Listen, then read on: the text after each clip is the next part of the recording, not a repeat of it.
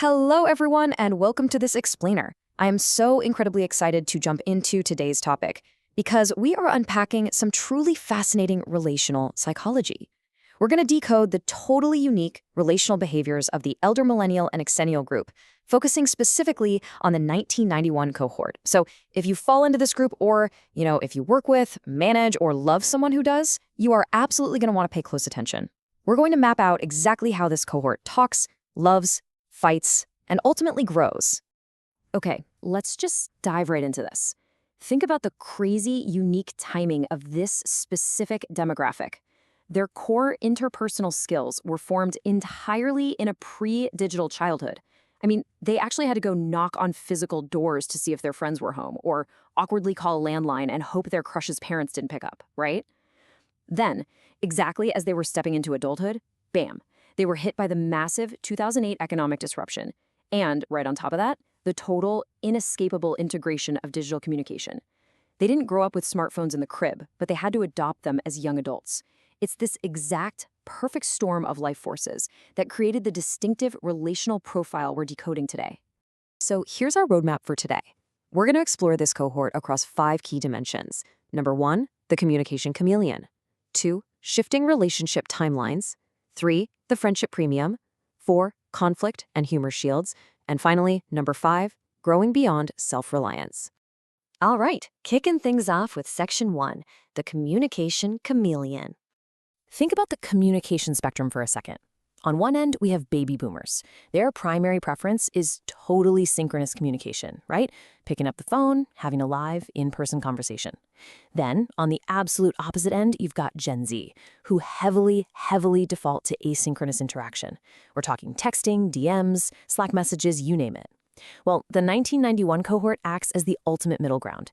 They are comfortably fluent in both of these extreme styles, effortlessly acting as the bridge between the generations. So how does this actually play out in the real world? Well, first, through synchronous fluency. Because their early social skills were forged face-to-face, they can actually pick up a ringing phone without experiencing that sheer existential terror that a lot of younger adults feel today. But at the same time, their asynchronous fluency is just as dialed in. They can manage incredibly complex professional and personal networks entirely through digital channels without skipping a beat. Then there's this really cool element of humor as intimacy. This group absorbed peak 90s media culture, so shared pop culture references and a healthy dose of self-deprecation, that's their primary tool for social bonding. And lastly, directness calibration. They sit perfectly between the somewhat indirect, occasionally passive-aggressive norms of boomer culture and the radical candor you see in younger Gen Z environments. They basically augmented their face-to-face skills with digital tools, instead of replacing them entirely. Moving right along to section 2, shifting relationship timelines. 5 to 8 years. That is a massive number. The crucial point here is that major relational milestones, things like marriage, cohabitation, parenthood, they were delayed by this exact time frame for the 1991 cohort compared to their baby boomer parents at that exact same age. When you look at the data, this delay isn't just a trend, it's glaringly obvious. But we have to ask, why the delay? Listen, it wasn't some sudden shift in moral values. It was a massive structural shift in the economy and education. Think back to that 2008 economic disruption we mentioned earlier. It completely decimated their financial readiness to do things like buy a starter house or have kids in their 20s. And critically, this shift came with far less social shame than prior cohorts would have faced. It simply became normalized to delay these milestones. It was driven by cold, hard economic reality, not a moral failing or some lack of desire for genuine connection. Which brings us to section 3, the friendship premium. Sociologists actually call this a relational equity expectation. Basically, it means the 1991 cohort has this incredibly strong preference for reciprocity and emotional equity in their relationships. They have basically zero tolerance for transactional, what can you do for me right now dynamics. Why?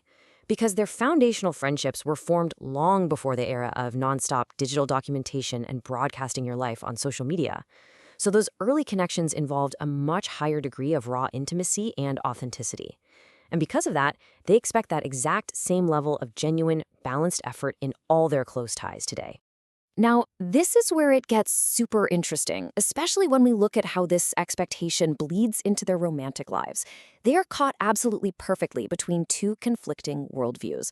On one hand, you have the heavy romanticization of marriage that was shoved down their throats by 90s pop culture, rom-coms, and those happily ever after narratives. But on the other hand, you have this stark evidence-based skepticism. They have a deep statistical awareness of high divorce rates and the crushing economic pressures on modern couples.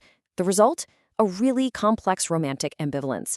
They kind of want the fairy tale, but they are way too realistic and data-driven to just ignore the massive risks. Okay, let's get into Section 4, conflict and humor shields. When it comes to handling conflict, their biggest strength is definitely cross-generational translation. Like we said, they're chameleons. They can translate a boomer's blunt communication style to a younger millennial and smooth things over, which dramatically reduces conflict in the office or at the Thanksgiving table. But when it comes to their own conflicts, yeah, they default hard to avoidance. They absorb tension using 90s humor, deflection, and strategic withdrawal. They will privilege a joke over direct emotional confrontation any day of the week. But here is the kicker.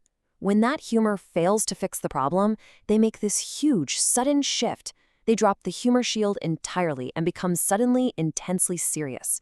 It's a blunt directness that can be incredibly jarring and surprising to partners or colleagues who thought the joking phase was just going to go on forever. So why should you care about this?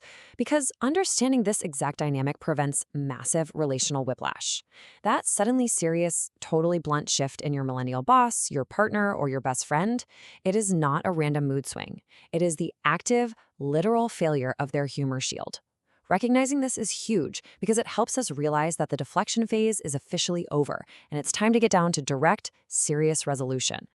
Finally, let's wrap things up with Section 5. Growing beyond self-reliance.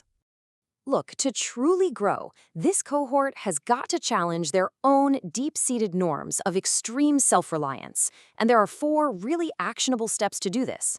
Step 1, explicit need expression. This group was socialized to prioritize competence over vulnerability. So they have this nasty habit of just saying, I'm fine, everything's fine, when they desperately need support. The real growth is in explicitly naming those emotional needs. Step 2, limit setting without the guilt trip. Their internal standard of, I should be able to handle all of this, leads to massive burnout and overextension, especially in caregiving and at work. They have to learn to set boundaries entirely guilt-free. Step 3, building interdependence capacity. This simply means learning to receive help gracefully. Their fierce self-reliance creates this stubborn resistance to leaning on others, which actually caps the depth of intimacy they can reach. And finally, step 4, processing relational grief without minimizing it. Their generational tendency to be hyper-realistic and logical can cause them to emotionally bypass actual, genuine losses. They need to learn to just sit with the grief, rather than trying to rationally explain it away. As we wrap up this explainer, I want to leave you with a somewhat provocative thought to chew on. Are your relationship timelines truly your own, or are they just an economic inheritance? Because when we really look at the data, it is abundantly clear that the specific world we grow up in drastically, fundamentally shapes how we connect, how we love, and how we communicate. If you're part of that 1991 cohort, I really hope this helps decode some of your own internal relational patterns. Thanks so much for joining me to explore this truly fascinating sociological research. And hey, keep questioning those invisible forces that shape your world.